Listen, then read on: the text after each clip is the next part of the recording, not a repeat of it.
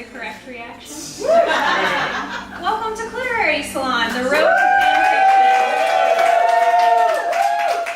So, Cliterary Salon is a feminist, sex-positive reading space, and typically we host all kinds of readings, but not today. Today, we are honoring the release of the final and third book in the Road to Nowhere trilogy by Maggie Elison.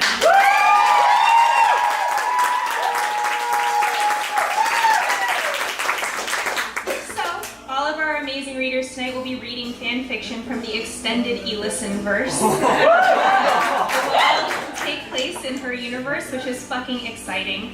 So firstly, thank you so much to the Bindery for having us. I hope you all are holding a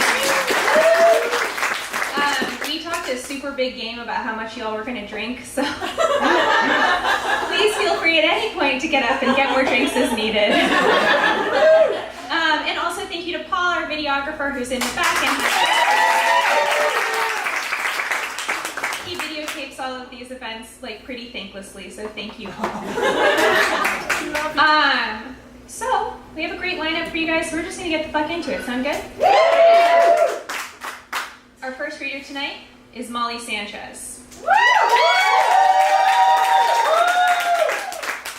When the end times come, Molly Sanchez will be ready with snacks. Her closets and cabinets will be stuffed to the brim with shelf-stable delights, moon cheese, Twinkies, Cheez-Its, Oreos, that she will share with the deserving, which, according to Molly's sense of justice, will be all those smart enough not to have denigrated the Kardashians and humble enough to laugh at themselves.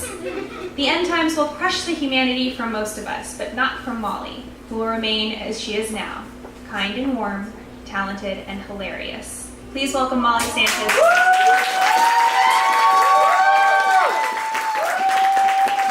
That is so sweet. Thanks you.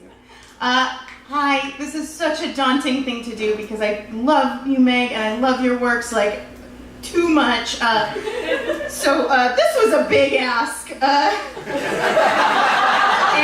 then to on top of it also go first. Thanks, bud. Thank you. That's my mom, everybody. Give it up for my mom.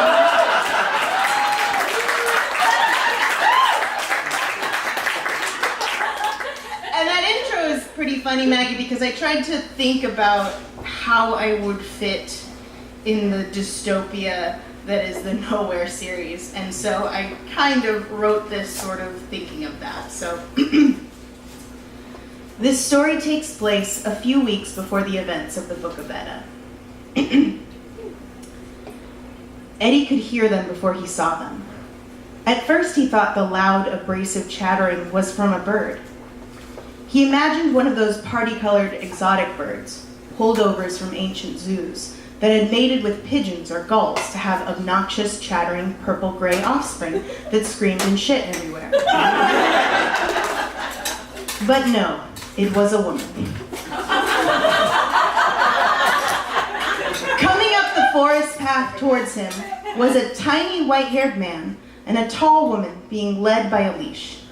Actually, from Eddie's vantage point, crouching in the bush, it was sort of hard to discern who was leading whom.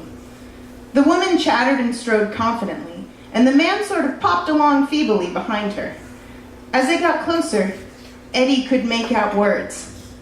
Anyway, like I was saying, why do they call it Estiel? More like, is Steal your girl, am I right, old man? As the woman shrieked and cackled at her own joke, it occurred to Eddie that he knew her. Tapping the gun in his waistband to make sure it was still there, Eddie emerged from the bush in front of the travelers. Madison? Oh, hey, it's Eddie. My name is Eddie. I am a man person.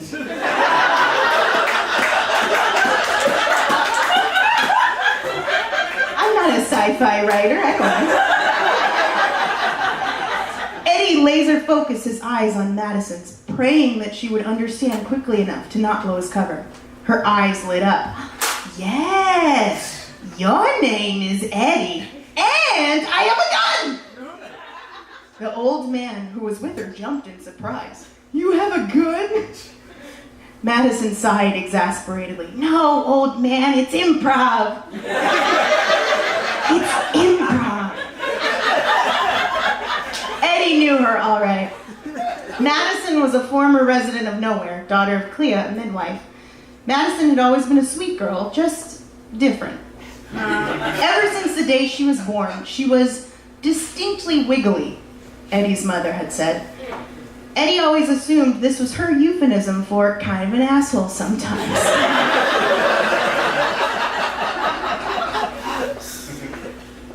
It was Madison who taught the scribes how to draw lewd drawings in the margins of their texts in white ink. Madison who had organized the one and only use of the midwives' wooden bellies as sleds. And Madison who had ended an otherwise promising midwifery training by pretending to pull a license plate from a vagina during a routine exam. Despite this, Eddie liked her, but she was a real weird bird. It all changed for Madison one day when a raiding company had come home with a trunk of books they'd found in an old basement somewhere. After a preliminary search of the trunk, they'd found nothing particularly useful inside. Still, a good trunk is a good trunk, so they dumped the contents into a heap and went on their way. But in that heap, Madison had found books, wondrous books. The Prehistory of the Far Side by Carrie Larson.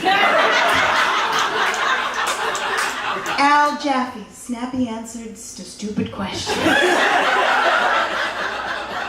And Del Close's The Art of Comedy. And a whoopee cushion, gray with age, but still functional. Eddie remembered watching her as she hoarded these treasures away with a glint in her eyes that said, "This is the start of something." So how had the same glinty girl ended up at the end of a leash? I'm here to rescue you, Eddie said, cocking his shaved head to the side. Ah, thanks, Eddie Schmetty, but this old man and me, we're on a road trip. We're road buddies! The man sputtered to attention and tugged on the leash. His arms were so spindly, and the height discrepancy between him and his charge was so enormous that he barely caused her neck to move. For the last time, women, we're not road buddies, you're my slave. The man had a wheezy, feeble voice. It was like being scolded by a bread crust. I don't know how you sci-fi writers do it.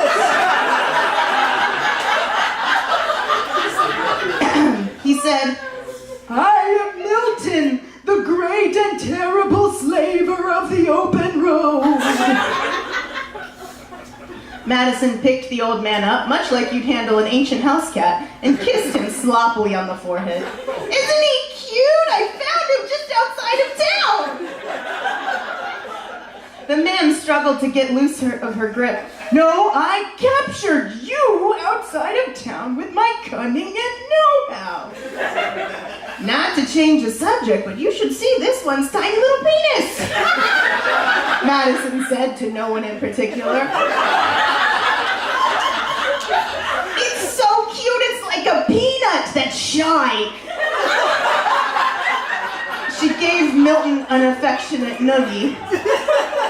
Anyway, I was camping by the side of the road, just minding my own business one day, and boom! This little guy just comes popping out of the woods, naked as the day he was born, schwanz waving in the wind. Now, I'm not body shaming anyone, I swear, but it looked like a thumb wearing a turtleneck. You know, one of those wet, hairy turtlenecks. Anywho, he pops out and he screams, "You're my slave now!" And well, gosh darn it, he was so cute. And I said, "Okay, old man, I'm your slave." And we've been together ever since.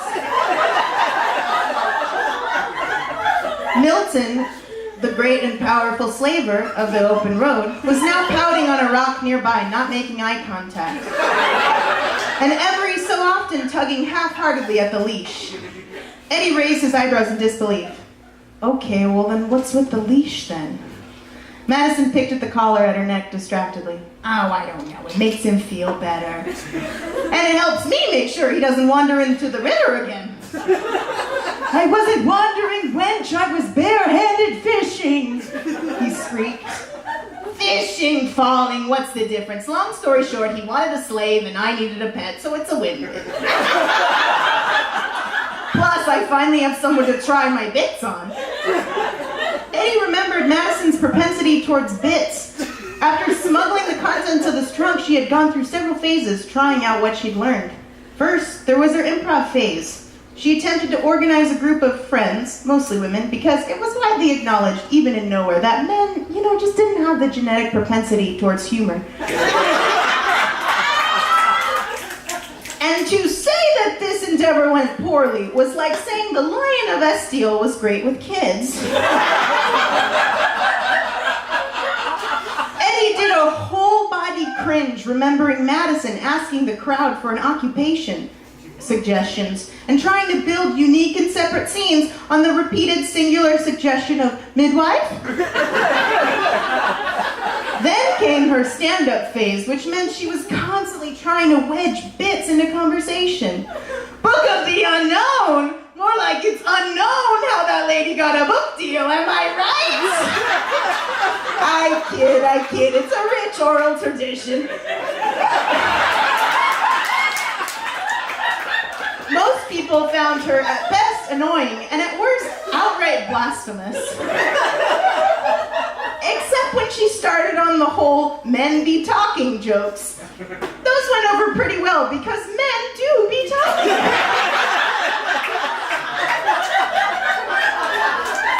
So when I left nowhere a few months ago, I decided to take the old act on the road. See if everyone in this world is as much of a grumpy Gus as you guys were. Eddie resisted the urge to remind her how easy it was to be a grumpy Gus when you lived in constant fear of rape, famine, disease, and death by childbirth. We all thought you were on a suicide mission, Madison. You left that note about killing and crushing. The old man's eyes widened at these words, and he tightened his grip on the ineffectual leash. Madison shook her head with desperation. What I said was I'm off to kill some crowds and crush all over the country and totally maim the state of post-apocalyptic comedy. She rolled her eyes. Damn, Eddie, you're such a Philistine. And I don't even know what a Philistine is, but I assume it means basic ass biatch.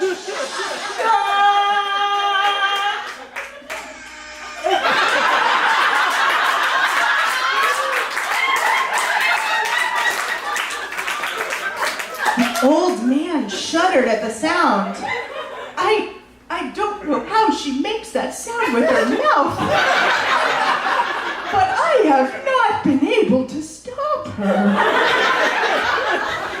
He looked up at Eddie plaintively.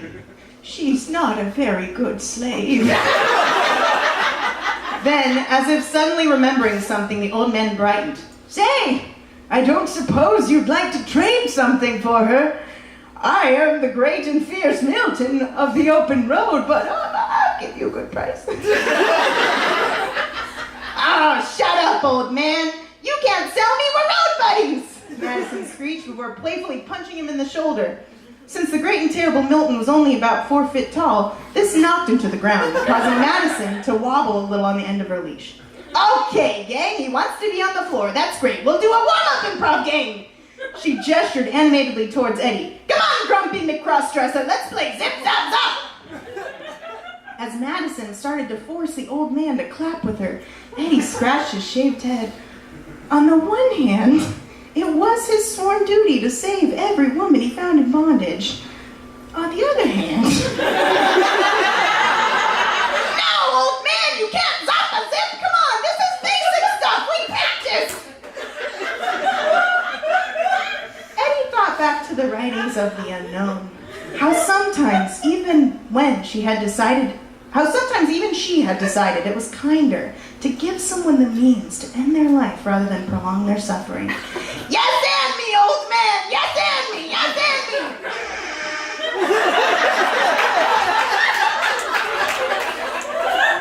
Eddie knew what he had to do.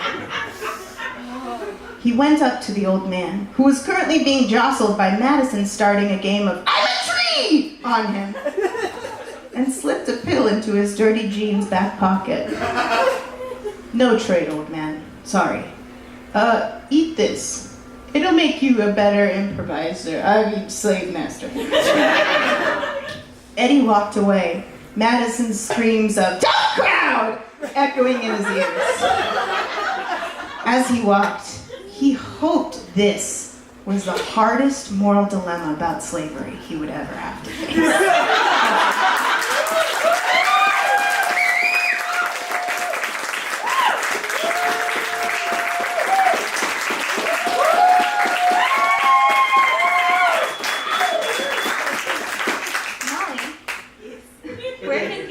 You and more of your work online. I'm on Twitter at Serious Molly, and I have a podcast with my friend Kelly called Read All Over a Handmaid's Tale Recap. Those are where you can find me. And tomorrow night, thank you, number one sleepyhead. Tomorrow night, I'm hosting a show called Sleepover with Sam and Molly, which is a bi-monthly variety show that's sleepover themed that I do every month at Piano Fight. So you can come to that. Tomorrow's our 1-year anniversary show. Joe Wadlington's going to be on it. It's going to be excellent. He's going to be telling a scary story. We're going to do Truth or Dare. It's going to be fantastic. So Sleepover with Sam and Molly. Thank you.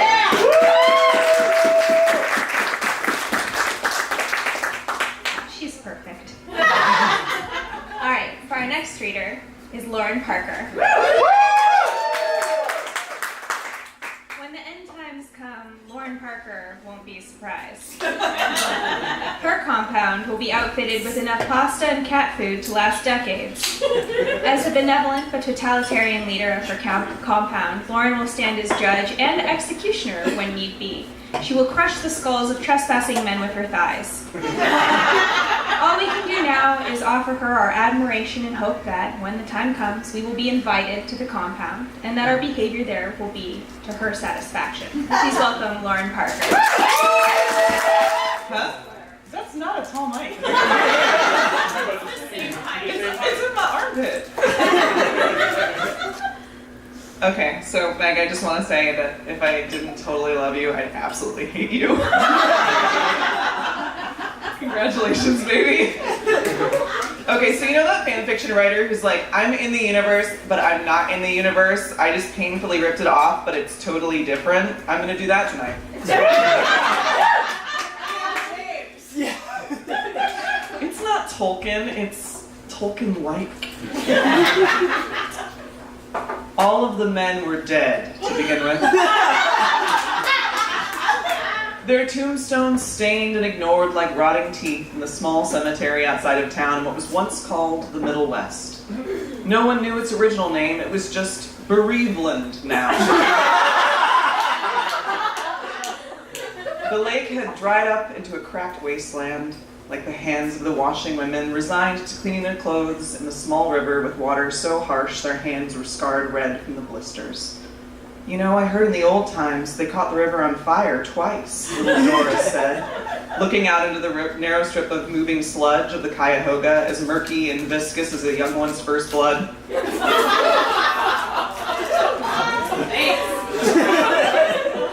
Have you read her books? The fire had indeed burned, and the fish all had rocks in their bodies, nodules as hard and round as the candy that old women would talk about, wrapped in tiny slivers of cellophane and cracked like glass under your teeth.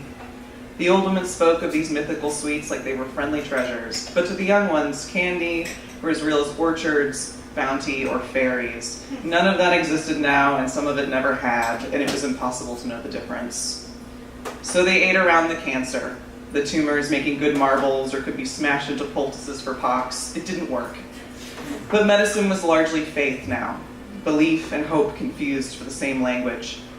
You've told that story 100 times, Helen said, tossing a gasping fish extracted from the river into a tall reedy basket, blackened with mildew and mud. It landed with a smack on top of other gasping fish, their backs broken and gills fluttering. The gun holster on her side pressed against her and caused her to sweat. She hated the thing, but it wasn't smart to work this close to the forest without one. Everyone in Bereaveland was taught to shoot. You never knew when you would need it. Every story had been told hundreds of times. It was the only way to make history live on. It was important to the old women that the young ones didn't think had always been this way, that there had once been other times with flowers and candies and fairies and cellophane. Helen, no more than 16 sons, was not entirely sure what existed beyond Bereaveland. The forests had grown back after the fires had gone out, and the trees had formed a formidable border. It wasn't just cancerous fish, but all sorts of old world was damaged beyond repair. What had once been bears, their flesh burned back so far it hid under their bones, white exoskeleton and tempers bitter with hunger. That's what survival did. It transformed you until all that was left were hard bits, bitterness, and the knowledge of your own stomach. No one went into the woods except for the painted ones, patrolling on horseback and coming back with goods, food, or children. They all wore leathers, while other trades wore cloth, and they were called painted because everyone was adorned with blue tapestries of ink covering their bodies. There was only one flower that had managed to survive, a yellow one used to make blue woad called asp of Jerusalem. All cloth was indigo, and the painted ones chiseled the ink into themselves. It was said that the woad burned going in and left their markings patchy and scarred, but that painted ones had always done this, for as long as anyone could remember, so they continued to do it despite the dangers and ugliness. They rubbed their hair and skin with oil pressed from the only crop that grew, a stubborn relic of the past, yellow corn. The painted ones had many secrets, and there were many reasons for the blue and gray swirls along their arms, but no one knew what they were, not even their daughters. Helen had always feared them. There was something in their markings that presented fearlessness, and something in their eyes that shined knowledge. She didn't know what a person could possibly do to become such an ornamented creature, as inky as an omen. There were no good omens anymore. No record of them had survived. They had been shouted down by foreboding. Helen was fishing for carp with rocks in their bodies when the men came. The men were not quiet as they pushed through the bramble, scratching and bleeding, their clothes insufficient against the chill of the day. They must have been out overnight because their cheeks were burned as if by frost. The middle one appeared to be dead.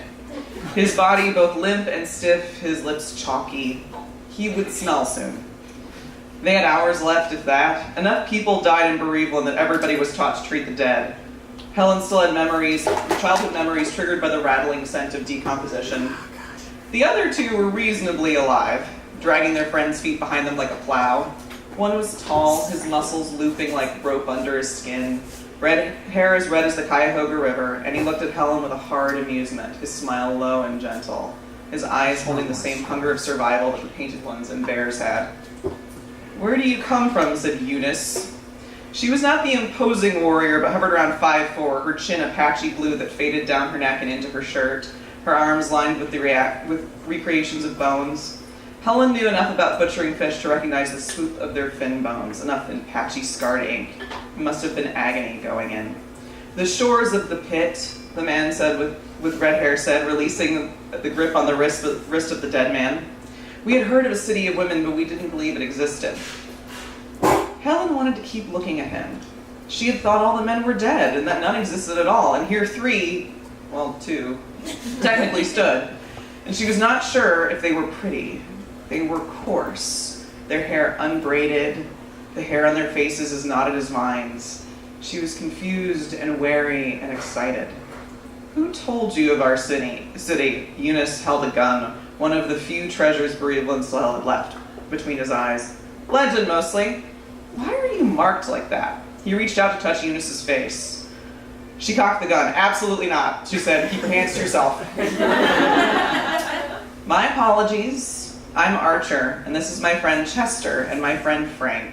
We are technicians and explorers trying to rebuild the technology of the old world."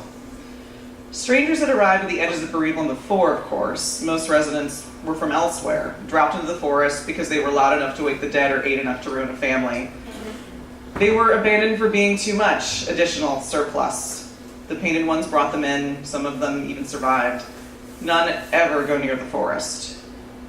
You know, the ones that have been saved from it. They avoided the strongest. But no men had ever arrived. Some women, mostly girls, but no boys and no men, not ever in Helen's memory. "Your friend appears to be dead," said Eunice. She had tattooed feathers above her eyebrows and they were meeting her hairline. "Yes, our plane went down in the forest. Our friend has suffered some injuries." The body stank of shit and blood. Eunice and the cluster of painted ones looked at the body. "You got here in a plane?" Eunice asked. "We tried. It's something we were trying to fix from the old world. I can take you if you want to tend to my friend." Fluid began to pour out of the body and wetly hit the grass. "You do understand that man is dead, right?" Eunice asked. "Are you a healer?" he asked. "No. Then let's just try a few bandages and see what happens. My brother came back from the dead once. I fully believe in the restorative power of a bandage and some herbs. Eunice was speechless, her face twisted in annoyance. She looked like she was going to shoot him. Why don't we just head to your infirmary, and my friend Chester here will take you back to the forest and to the plain. Chester immediately blanched. I have to go back in there? It'll be fine. Just take these nice ladies with you into the forest, and I'll just bring our friend Frank up here to the medical center. Archer winked at Helen. I'll take them, Helen said. Okay, but that man is dead. As she and 3 others followed Chester into the forest, they disappeared into the brush, no sun coming through the trees. The infirmary was an ancient pop-up camper, with every bit replaced with deer hide, wooden whittled nuts and bolts, and the siding had been eaten away by weather, time, and the beetles that howled at night. You can put him here, Helen said of the body of the very dead man. There were several cots, all empty, and the spring had been kind and not too many were sick and dying. Helen and Archer sat in the infirmary tent. He stooped even sitting to fit inside, his knees folded up against his chest. His size threatened her. She mixed the poultice of fish tumors, grinding it up with a stone bowl that had been ransacked from an old world Mexican restaurant, in a large smooth rock. She spread the mixture onto the cold body, the skin refusing to absorb it. I heard this place existed and I wanted to believe, Archer said, looking at Helen. She had seen these looks before in the faces of young women before they snuck off with their friends. It was desire. She'd know it anywhere. Because yes, in this feminist dystopia, women absolutely fuck. Thank you very much. Lesbian Island fucks, okay? Officially canon. I have never heard of the place that you're from. I didn't even know there was anything beyond the forest. I thought maybe the sea had eaten it all. If not sea, then the fire that left nothing for the sea to eat. My home is wonderful. It's not like here. The living is not so rough. He looked around the camper, pointing at craft work that Helen had done herself. When the world started to collapse, the fires beat back the ocean, and it rode across the land and stopped at Pitt. We now can all swim in the beautiful body of water. Helen was offended, but something in her told her not to say anything. She was not sure what men did when challenged. He seemed wild and loud, like the bears of the forest. Maybe this home really was better? She had heard that in the old world Bereaveland, a place where the river caught fire, was not much to look at. Are there women in your city? She asked politely. There are many women where I am from, the beautiful shores of Pitt. It's better than Bereaveland, I promise you. There is more food, and the fires didn't burn the museum so we can look at art. And we have this giant blue stockade. It's called IKEA. And what are the people like there? Everyone must be in a family. It's the right way to be. One man and one woman, joined as wholes. The Lord wants us to keep this way, to remember to center our connection to one another over all else. Everyone must always have someone to keep them warm in bed at night, and someone to tend to them when ill, someone to lean on in times of trouble. This is the Lord's way. Does that make them happy, your people? Helen asked.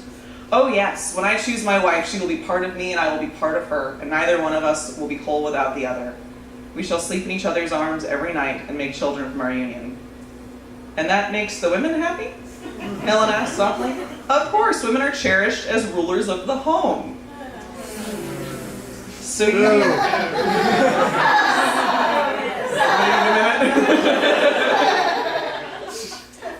So you do not have a wife, yet everyone must be in a family. Helen just kept smearing creamed fish tumors on the very dead dude out of politeness. She had thrown in a bit of woad for good measure to make it blue. It seemed to please Archer, and she always liked it best when she was able to make people smile. Not yet. He smiled at her with that hunger in her body electrified. Chester has a family, and Frank, he pointed at the body on the cot. Someday I will choose my bride, and she'll be the most cherished. I will make her happy every single day. We don't have wives here. That is something from the old world. We belong to each other and raise our children together. We share. Archer tried to hold his judgment, but it crept across his face like moss. I have never understood sharing, he said. Wouldn't you feel more secure knowing someone was completely and totally present with you in your marriage? It's better, it's stronger, it's more than flesh. It is souls touching. It is the holiest thing that has ever existed. He smiled as if remembering something fondly that was now very far away. Helen found him beautiful and wanted to do nothing but look at him and take in every single word he said. The painted ones in Chester were back by nightfall. The men stayed in the infirmary with the sick and totally not dead dude. The painted ones were locked the men, barring the doors with split boards. Helen both understood and didn't understand their suspicions and precautions. She was not sure why she felt both the need to fall open in front of Archer, nor why she wanted to curl up in a ball and be as small as possible. She slept very little that night, imagining what it would be like to be in Archer's arms every night, to unite with him, to be part of him, to bear his children. Pregnant women had turned up in the forest before. They were tended to with incredible care. Her own mother had been one, so grateful to be taken in. She had been a wonderful mother until she had formed stones in her body, the same as the fish. Earth seemed to sprout and kill everything, like it was out for revenge. The family sounded kind of nice. The men stayed a week, until Archer was forced to admit that the mass of damp, clammy, maggoty matter was in fact not elaborate illness and genuine death, and that Frank was no more. He and Helen had spent so much time together, he followed her to fish, commenting on her form and production.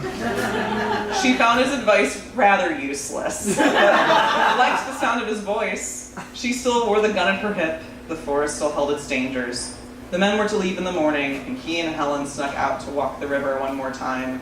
The sun had begun to peek over the forest. "Come away with me," he said, his blue eyes looking into hers like they had owned her. They were as blue as the glassy sea of Pitt. "Be my wife, be one with me, have my children, let us be forever tied and never whole without the other." She had wondered if he would ask. Hoped, almost, maybe. If she was being honest.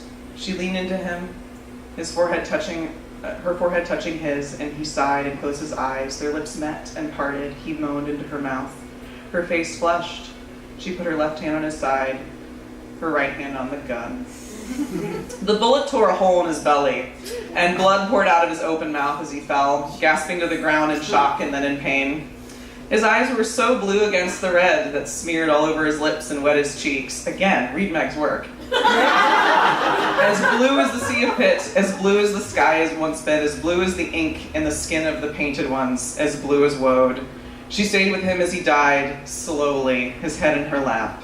She held him, and for a brief moment he was in her arms, and they were one, souls touching. He bled out, long and slow. She shushed him.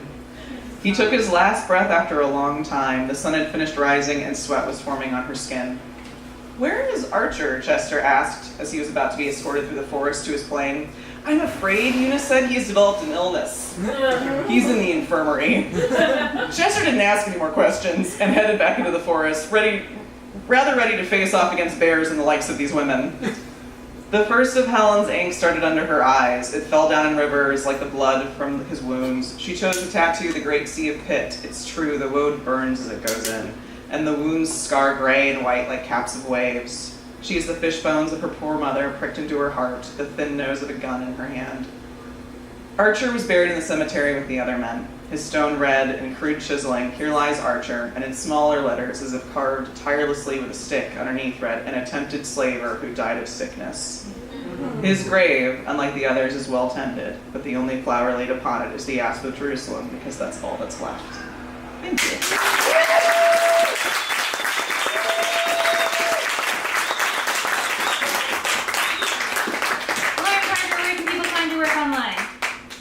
So I'm on Twitter at Lauren Inc. INK. I have a website, laurenparker.com, and I'm on Instagram at Fuck Yeah Lauren Parker.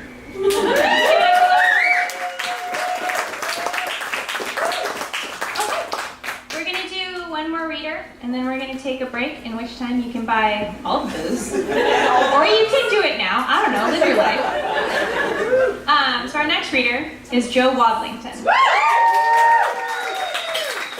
is the correct reaction. When the end times come, Joe Wadlington will be safely ensconced on a fainting goat farm deep in the mountains. When he decides to amble down to grace what remains of civilization with his presence, those who have survived will wait with bated breath to see if Joe will appear as Joe, the storyteller and very handsome man that they all adore, or as Jean and Tonic, their queen who demands death drops and voguing of her citizenry. Either way, they'll just be grateful for the visit. Joe Wadlington. So I got to write a story in Meg's universe. Yay! Road to no. Actually, Meg told me when I got Meg's first book, I have the old cover of the original publication. She actually told me not to read it because it would be too scary for me. I'm a delicate little hummingbird.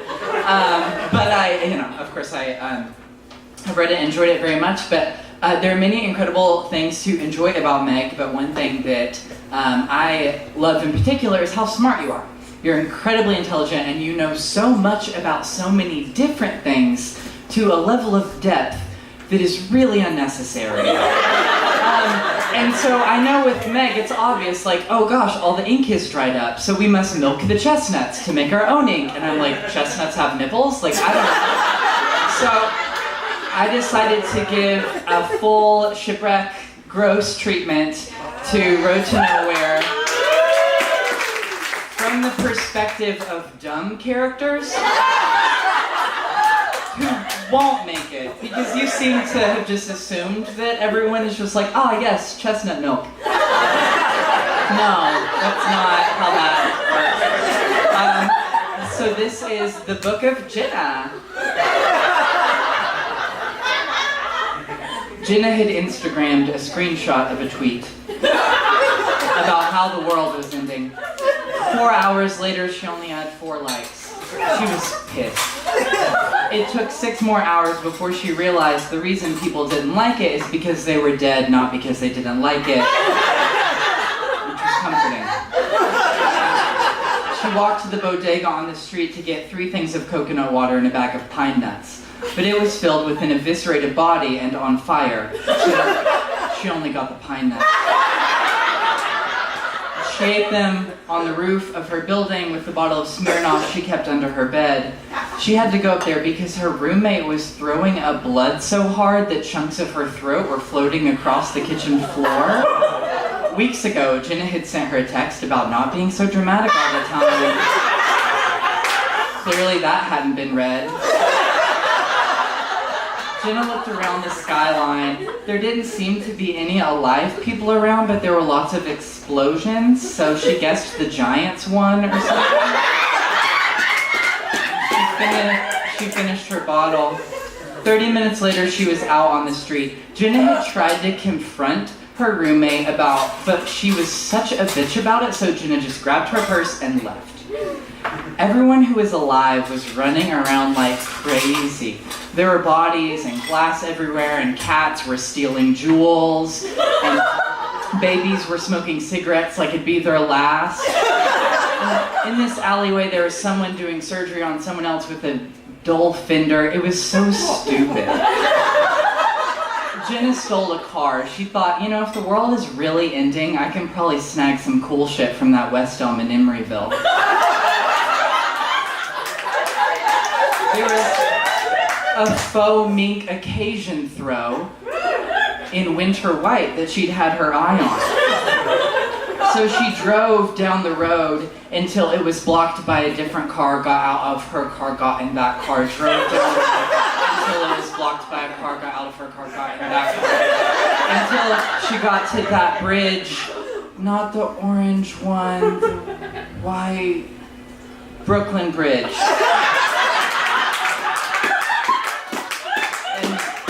Met another idiot who was doing the same thing.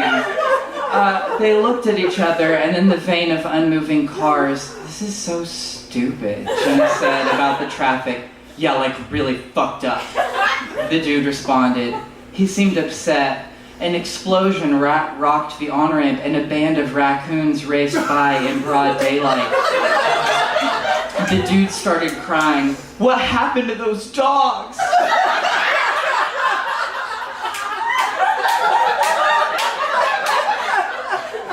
"It's so stupid," Jenna said to comfort him. They walked across the Brooklyn Bridge, or whatever, and then to add a feeling of loss to their plot lines, they mourned the things they would miss aloud. He would miss bugle chips and New Music Fridays and pranking his friends and his mountain bike and beer and pooping at really nice restaurants. she would miss vacations and Candy Crush and spin class and reality TV and hiking and going to the beach. But her roommate was probably dead, so there was that. They listed the skills they had for the new world. The dude said he could run real quick and asked Jenna if she wanted to see. Jenna said her wilderness skill was that she grew up in Colorado. But he was already too far away to hear. When they got off the bridge, science rusted it and it fell into the sea.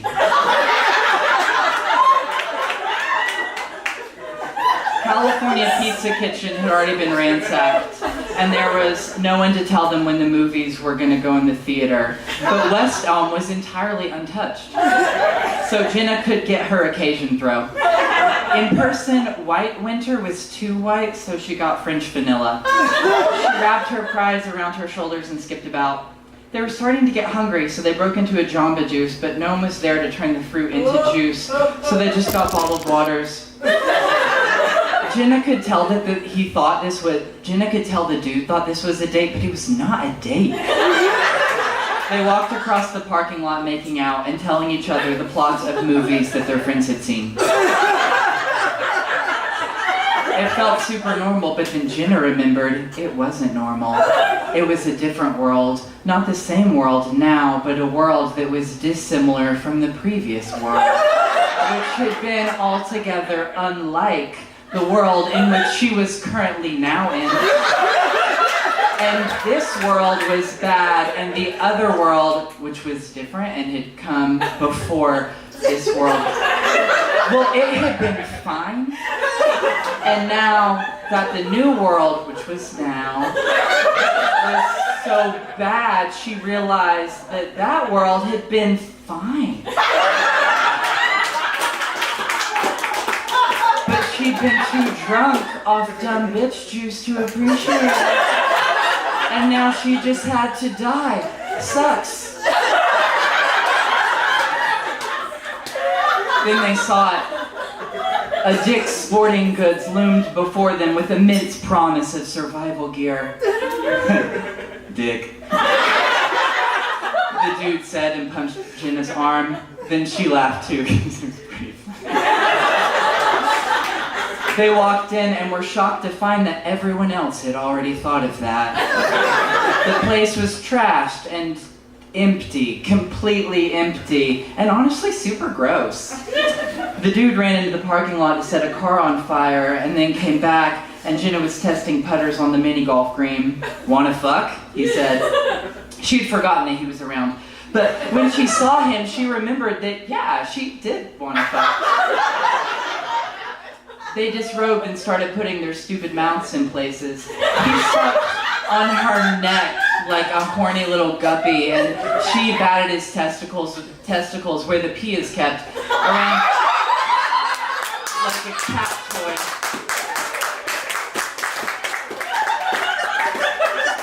Jenna got up and spread her foaming occasion throw, French vanilla, beneath her and smiled. What she hadn't told this dude is that her real wilderness skill was that she could come impressively, shockingly, dangerously hard. Like, she could go for distance and often did and usually blacked out. She knows that the world had ended and stuff, but there were signs that said dicks, like, everywhere in this store, and they just kept laughing and laughing. And she had him deep throat the handle of the golf putter and then gently slide it in her so that his hands were free to work her clit like a stand-up arcade game. He wasn't good at it, but not so bad at it that she couldn't distract herself and imagine someone who'd previously been better and then transpose that person into this current situation. She thought about her short, stupid life. She probably could have been nicer. She could have bought more stuff. She could have had another Mai Tai or 3. She looked around the disheveled store and thought about the hundreds of dead, twisted bodies they'd passed on the way here, somehow for the first time. She knew that she would probably be headed to that great froyo parlor in the sky, but being fucked by that hot-ass golf club on the green of a sports things store was so fun she just didn't care. Then she got an idea. This is how she would go. She would try to come to death. She didn't have much fluid left in her body, and that's probably how the rest could leave. This dude seemed down to do whatever, it'd be fine. She told him to fuck me harder. Guys love hearing that shit. And he grabbed the golf club and began moving it in and out ferociously in a way that shouldn't feel good, but really fucking did. She moaned and clawed at the golf green. If she wanted to, she could come right now, but she didn't want to. She wanted the big death, not the little death. Come on, dude, harder. Don't be stupid, she said. She started putting more force into it, one hand on the golf club, the other on her clit. The club and the clit, the club and the clit. Jen was holding back so hard she felt like the Houston Dam. But she needed more to really come so hard that she died. More, you stupid jerk, she said, and the dude was so turned on. Click, club, click, club, click, club, click, club, harder and faster and hornier, until Jenna thought she could really do it. She had so much sex in her body now, she just had to let it out for herself, for Colorado. Oh my God, so weird! She screeched into the dystopian air. The golf club shot out of her like one of those spear things that you shoot with a gun into a whale. Whatever those things are. It went right through the guy's stomach, pinned him to the wall beside the soccer cleats.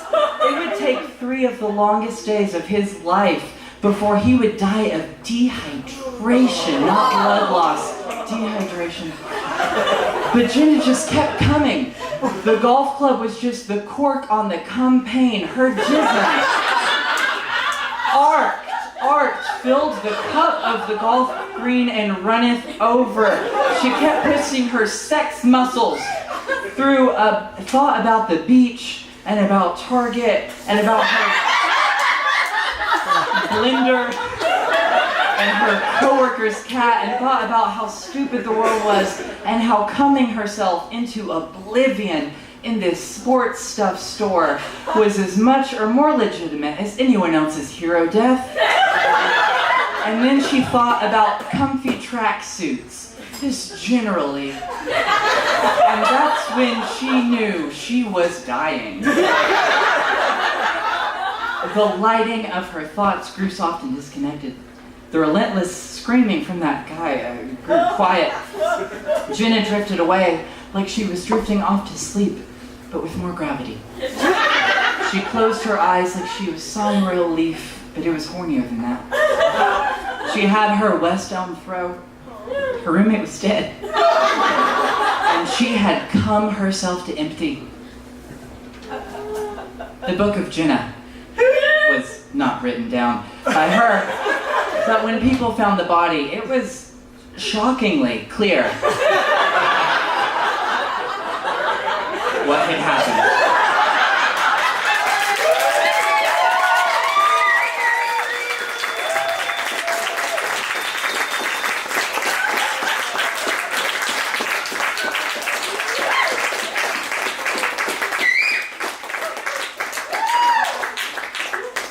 You're my French vanilla fantasy. Thank you. You can follow me on Twitter, Instagram, at Joe Wadlington. My handle's the same everywhere. Uncommon last name privilege. And I will be at Sleepover tomorrow at Piano Fight. What time does it start? 7. I have to tell a scary story, which I've never done before, so I'm super excited. And then my drag debut is this Thursday, May 2nd. It's at the Edge right after they do Drag Race at the Monster Social. So it'll be like 10:30. Just come, watch Drag Race, and then stay for one extra drink.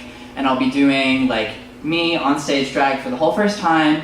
And it's Selena versus Celine night. I'm staying in my lane and doing Celine. And I'm going to give you, just for a little taste, I'm going to give you full iceberg drag. There are not enough strong female iceberg representation, especially these days with climate change. And so I am going to be an iceberg. Like, literally.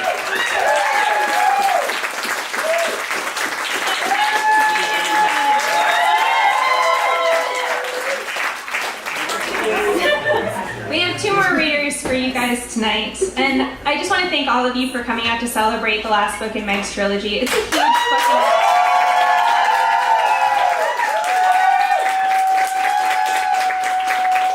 It's a big deal to publish 1 book. It is really great fortune to publish 2, but on your 3rd, for fuck's sake, Meg, congratulations!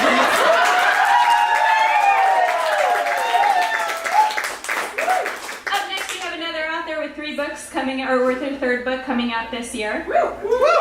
Annalee Newitz. When the end times come, Annalee will have been on a spaceship for decades already, having correctly predicted that Earth would not sustain life. She'll be light years away, playing Dungeons and Dragons in another galaxy, surrounded by all the humans and androids and aliens and unbodied consciousnesses that love her. Though it will be shocking that they all fit on a single spacecraft, they'll make it work. And by they, I mean Annalee will make it work. Because if anyone has the imagination to problem solve keeping infinite beings, bodied or not, on a spaceship full of noodles, it is Annalee. Annalee.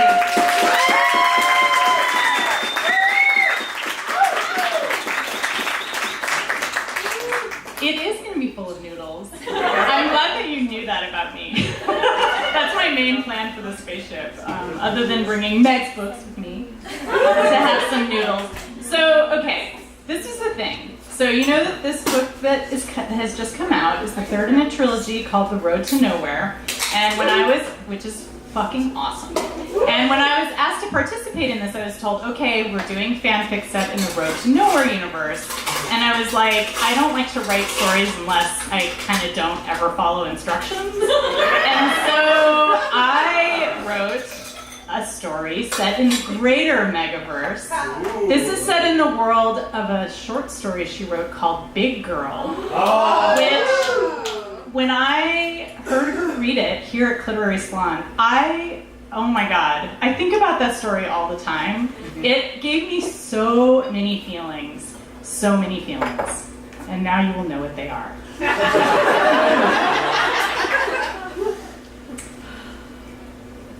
Also, I hope that you know something about Gojira. Because there's some jokes in here for you. I try to stay away from land. Whenever I frolic on the beach or slide through the warm coastal waters in the Pacific, there is the inevitable panic. My timeline blows up with shitty snaps of my dorsal plate armor, and suddenly there are a million TikTok videos of people pretending to stomp various cities. That's followed by nuclear missiles, or oxygen destroyer weapons, or some weird attempt to freeze my body from the inside out using a chemical formula invented by scientists whose creativity was lubricated by working in a flat organizational structure. Whenever this happens, I play dead, sink back into the deep sea, and just shrug it off. Sure, I have a few fans who send me nice DMs to cheer me up, but if they were real fans, wouldn't they reply publicly? Honestly, I have no idea. And dwelling on it only makes my mood bigger and more toxic. Look, I'm basically an optimistic person, so every few months I convince myself that things will be different this time. That's how I wound up off the coast of San Francisco, paddling past Alameda. I figured I'd swim along the coast, wave my hands and tail, and they would finally figure out I was just saying, hey! They wouldn't dispatch their useless weapons or try to use science.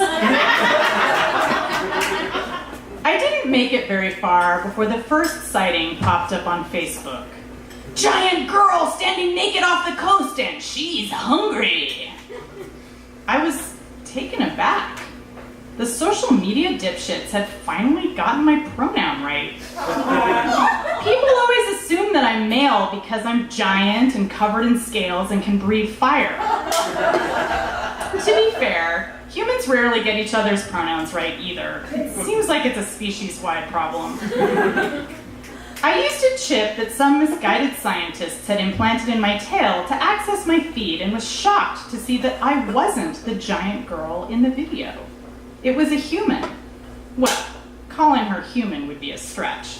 She was the right size to be a real person. And she was the most amazing person I had ever seen. Her body could withstand rockets. Her shadow filled the ocean. Her brown skin glowed as if it were covered in beautiful scales. And she wasn't afraid to stand in the human's coastal waters. I had to meet her. As I swam closer, I caught sight of the person with my own eyes. Water surged around her legs, and she stretched a hand overhead to crush a drone with casual skill. I think I fell in love with her then. I knew that if she could stand there at her full height, I could too.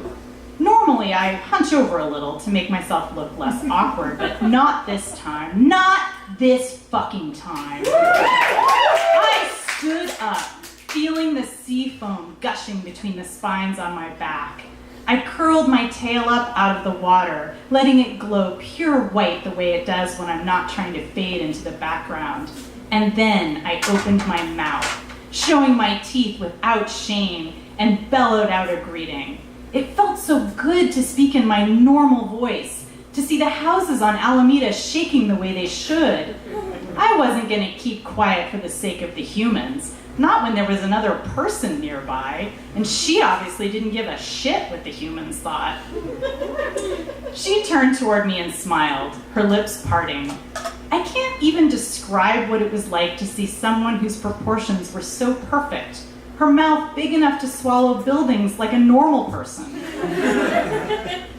Of course, the fighter planes and military submarines were already on the way. The humans would never put up with this display. Who knew what kind of science bullshit they tried this time? Based on my feed, it would probably be something made with machine learning algorithms and bitcoins. And now there was no reason to stick around for it. Let's get the hell out of here, I roared. Grab hold of me and I'll pull us out. She nodded and put one hand on my back, running her fingers over my spines. I let them glow and she smiled again. You feel warm, she said. Why are you lighting up like that? We were already far from shore, but the humans wouldn't give up. A nuclear warhead exploded against my hamstring. It's part of my sustainable energy system, I explained. I use photosynthesis to nourish myself with light, but when I have too much energy stored, I let it out through my mouth or tail. I'd like to see that, she said, getting closer. Will you show me? Nobody had ever asked me to show my fire before. Maybe that's because I'd only ever met humans instead of people. I sucked in the air, pulled it inside my internal heat sink, and released. Oxygen molecules incinerated on my lips, and the gout of flame roared across the surface of the water, destroying all the humans who dared to follow us. Her eyes widened. That was beautiful. She had seen what my body could do, and she liked it. I wanted to cry, and I wanted to wrap my tail around her waist, and I wanted to feel her skin against my teeth. But I didn't do that yet. I had something to ask her first. May I touch you? Yes, she breathed it into my auditory canal.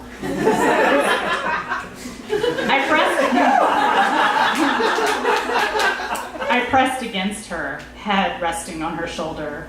What is your name? I asked. Bianca, what's yours?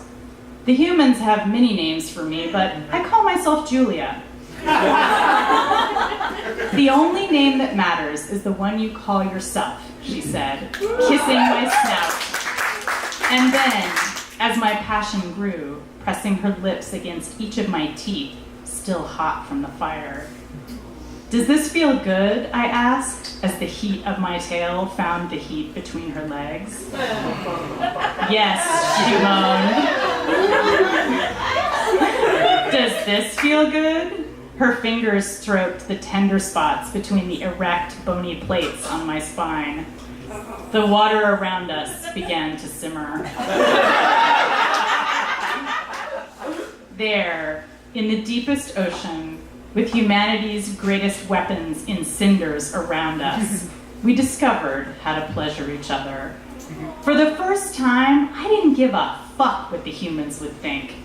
Let them have their ugly hashtags and their tiny lives.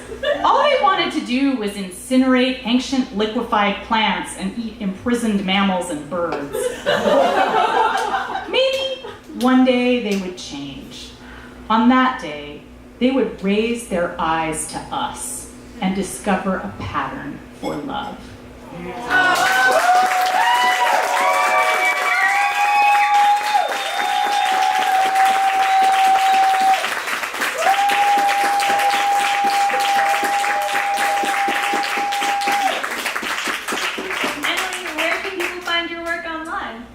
You can find me on Twitter. I'm Annalee N. That's spelled with 2 N's, 2 E's, 2 A's, and 1 L.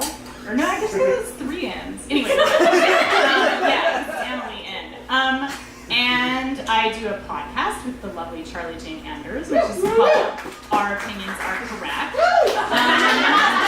Because they are. A couple of my books are for sale out there, and I'll sign it with like blood or snot or whatever you need, or a pen. And you can find me on the internets. Those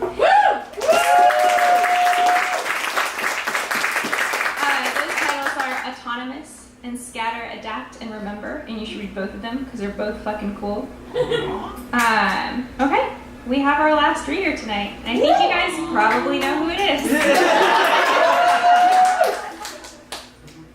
When the end times come, Meg will be carried from Oakland on a litter by the countless queer kids whose lives she's made richer with her work.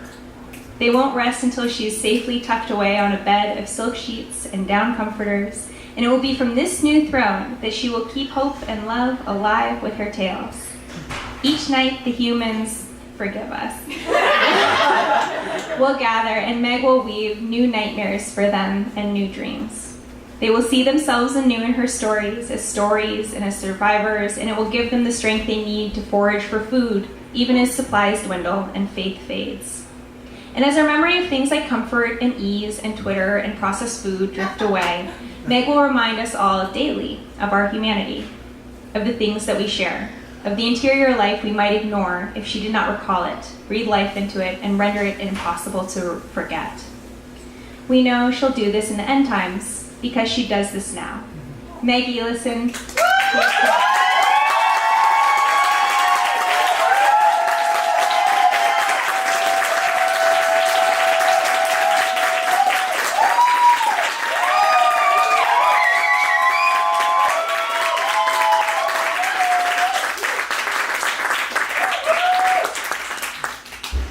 I'm going to say a few things before I read to you from the Book of Flora. The launch for my first book, with that original cover that some of you have, took place in an abandoned firehouse that did not have a roof or a back wall, that was run by one of James Franco's less talented brothers. I tried to keep to the disaster apocalypse theme, so we had Slim Jims and Twinkies. And we drank wine out of mason jars I had been collecting in my kitchen once they had spaghetti sauce taken out of them. It was put together by my very best friends and the people closest to me, who helped me come up with the theme, which was Choose Your Own Apocalypse. A dear friend of mine, Stephanie Ann Foster, stood at the door dressed as Pandora, with a box of apocalypses that you could choose from if you did not have one of your own. My dear devoted husband came dressed as Planet of the Apes. My towering 6'8" girlfriend Chelsea came dressed as Gojira. Sorry, Julia. Thank you. And it was at the time the best party I had ever had thrown in my honor. That was 5 years ago. That was 3 books that have been published ago. And a lot has changed since then. This is the coolest thing that has ever happened to me.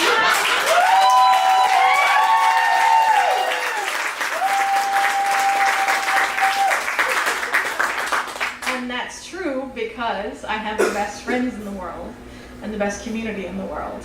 It is a mortifying ordeal to be known. But it's also the only way your friends will write fanfic of you. So tonight, I'll take it. Thank you for being with me on this road from nowhere to nowhere. Thank you for reading my work and reading my short stories and paying attention because God knows I never stop talking. And I'm going to read you a little bit from this last book in the series, if you'll bear with me. Woo! Woo!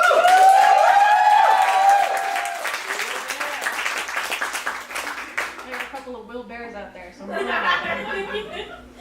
what you need to know about this chapter, which is close to the end of the book but does not spoil anything, is that our intrepid travelers has happened upon a circle of huts that people live in because buildings from the old world are corrupt.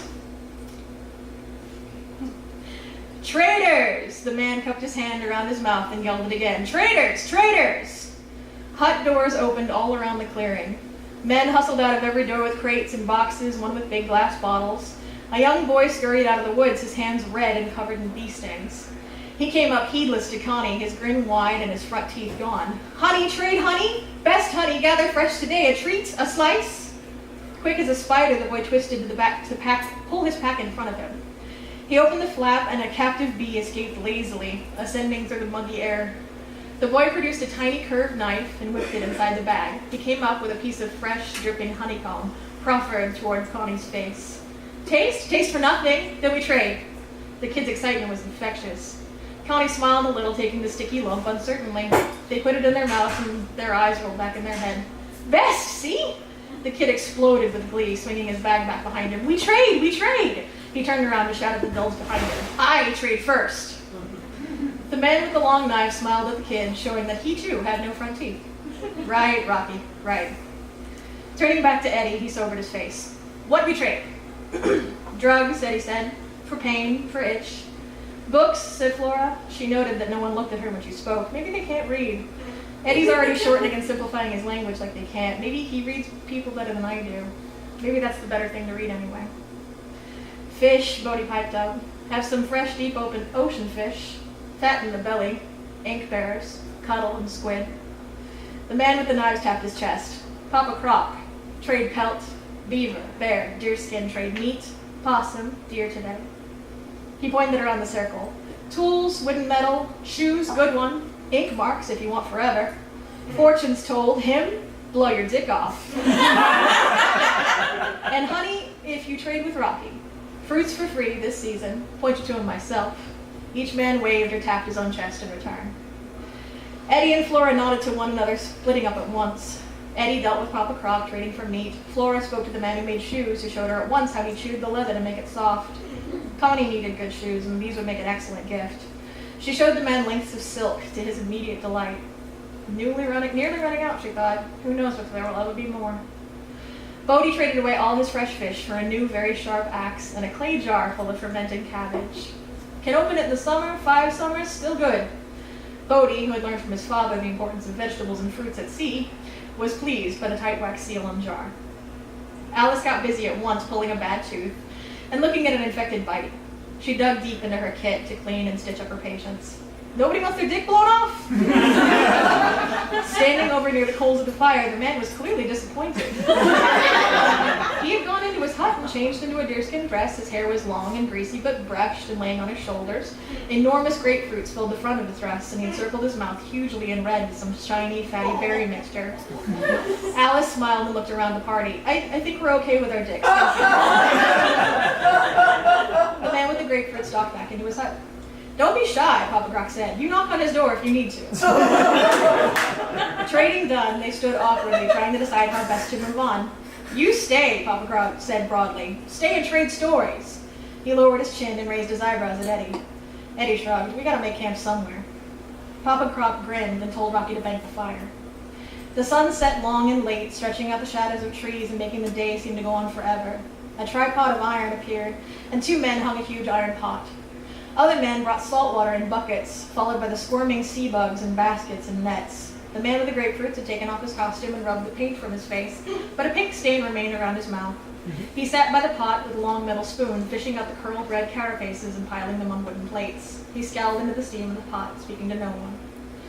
Another black man preferred a leather sack that turned out to be full of sauce made with sea salt and red chilies. Eddie tried to bite and coughed long and hard with Alice pounding him on the back. They all ate until there was a huge pile of shells in front of each of them. The bugs were labor-intensive, having to be broken in half, the meat sucked out, the heads full of juices, and the tail only a mouthful of meat at best.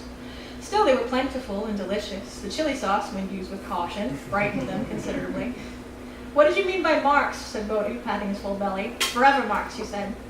A bearded man on the other side of the fire smiled that same missing tooth grin the rest of them had. He rolled up his deerskin pants to show a tattoo, black and grainy, on the side of one tanned calf. It was the image of a wild boar, its tusks heavily exaggerated. "Marks, to show a story of where you were from, where you were brave, forever, needle and ash." Papa Croc stood at once. "I will tell our best story, the story of how I killed a god. The god whose skins I wear now as my mark." He walked close to the fire so that the orange light lit his face from below. He spread his arms wide and began. "In the old time, when women still walked the earth, they called them crocodile." "Caimans," Flora muttered under her breath. "When women walked the earth?" Connie whispered back, puzzled. "Crocodiles were small then. People kept them in their homes. They taught them to play games and eat from their hands." "Corruption!" a man yelled from the far side of the fire, but Flora could not see his face. "We live not in the shadow of corruption," Rocky piped up in response. "Exactly," Papa Croc went on smoothly. "In the corruption, Croc was everywhere, small and insidious under your beds. Then, when women leave the earth, Crocs grow large. They eat up men. They eat up corruption. They eat up old world until nothing left. They grow so big they can rule. This was in my father's time. Then came the god. The god's name was Attila. She was bigger than big as a tree. She'd lay her eggs and wait for us, wait for Delacroix. She'd swallow up children, she'd swallow up men, her nest full of eggs of gods, someday as big as she. Delacroix was a young boy, young like Rocky. He goes to Attila with his knives. Croc pulls his long knives from their leather sheaths and showed their finely honed edges. Delacroix say, "Come get me," and Attila, she come. He stabbed her in the mouth. Croc illustrated this by thrusting his long knife up into the air, its blade reflecting the firelight as it quivered in his sinewy arm.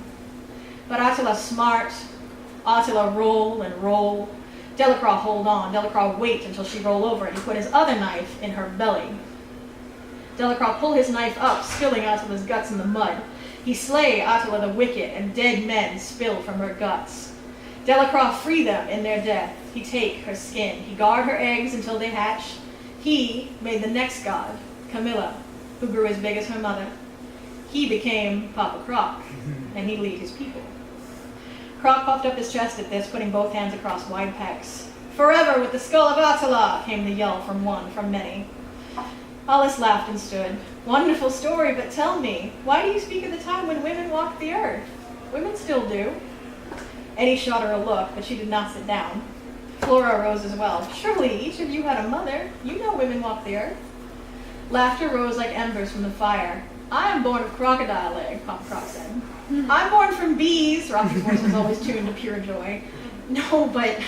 Alice glanced around. "Really, though, you came from a mother and a father, a man and a woman." "No women," Papa Croc said almost dismissively. "No more." Alice began to unbutton her cotton shift, dingy now, but new from Almond. She was still laughing. "No, really, maybe it's been a long time since you've seen one?" Eddie stood up. "Alice, don't." Alice shrugged, pulling her shirt open and exposing her freckled breasts. Bodhi smiled in open appreciation. "See?" Papa Croc laughed, scoffing. "Not real."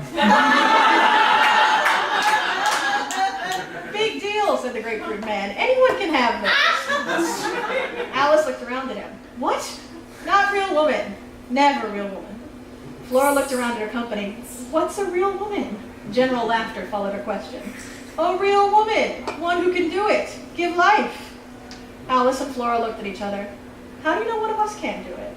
Alice's smile was faltering. Flora looked into the fire. "Do it," Papa Croc said, thrust forward. "Show us you can do it. Then you are a woman." No one here has ever seen a child born? Alice looked around the circle again. She tried to meet Flora's eye, but Flora would not look up. Never. No woman left. No one can do it. How do you know I've never done it before? Bodhi put his hand on her, but Alice stepped away, letting it fall. Show us the mark. This came from the man who made marks, who carried his tool over his shoulder even now. Your forever mark, the one that shows you gave life. What mark? Alice asked, pulling at her skirt a little. Do you mean your lightning? Papa Croc crowed. He clawed his fingers across his own belly, sketching zigzags over his skin. He held out his hand to a man on his right and put a tiny wooden carving into his dark palm. Here, he said. Alice looked down. Flora came a little closer to see the small effigy. It was the body of a woman with heavy breasts and a pregnant belly as round as the full moon. The belly was shot over with tiny, intricate stretch marks, white in the pale wood. The body had the tooth-ridged head of a crocodile. No lightning, no baby. No baby, no woman. Croc folded his arms, turning away from her and ending the discussion. A story of bravery. Ah, Bodhi said, smiling. Alice sat down in his place, buttoning her shirt. I have been brave so many times. If I had a mark like yours, I would need more than one. A mark of an octopus, and a shark, and a storm, and monsters, and a great many men. Papa Croc laughed loudly at this, the other men joining in after him. So brave, he said. Tell us a story. Bodhi cleared his throat. All right. Bodhi in my head is Matthew McConaughey. That should have been all right.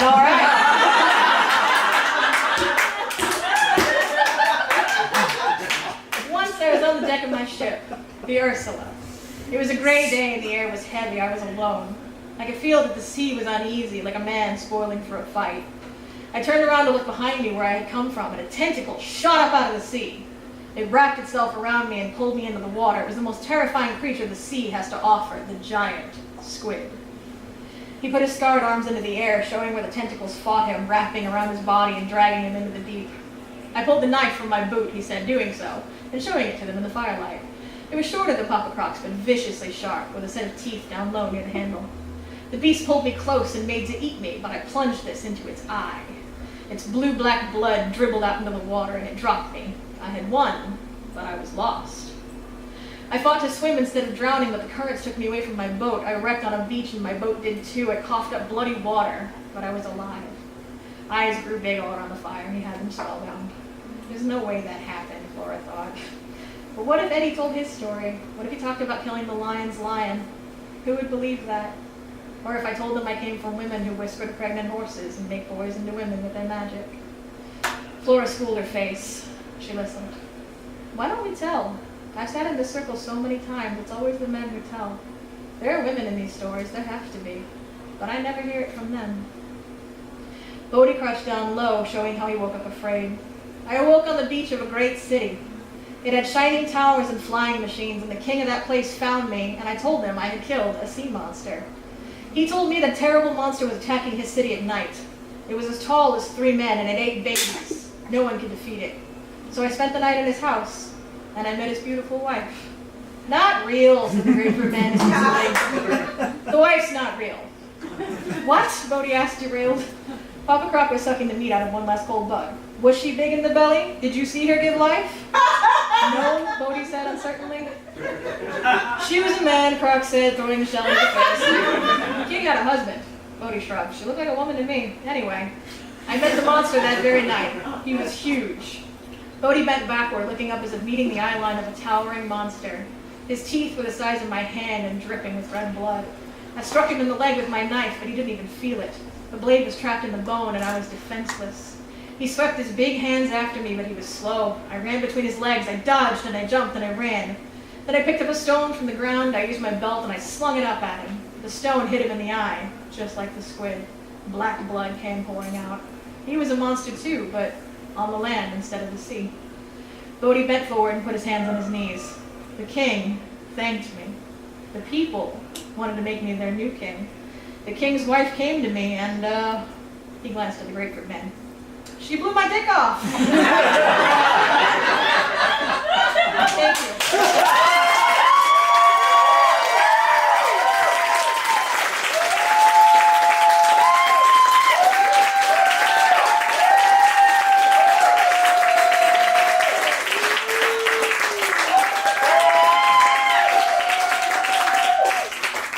Meg, where can people buy the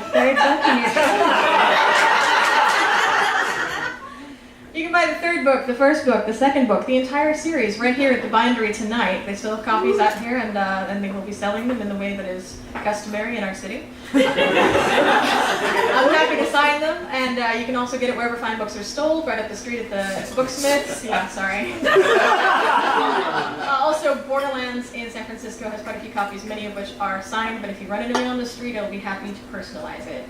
Follow me on Twitter at Maggie Elison. Follow me on Twitter at Cliterary Salon. I would love to see your beautiful faces again, but it's not all about me. And you can find out about upcoming tour dates and more books, because there are always more books coming, at MaggieElison.com.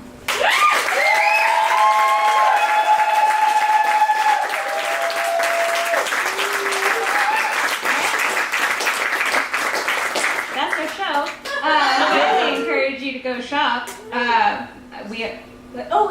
We have another show. We have a show every month, and our next show will be at Perdita on Divisadero, which is like a cool woman-owned little business with like feminist books and feminist art for sale, so you should go there anyway. But you should especially come on May 17th when we have another show with the lineup that is still coming together. Like Nick said, you can get more information about Cliterary Salon on our Twitter, on our Facebook, whatever. But mostly you should buy some books right now. So thank you guys so much for coming.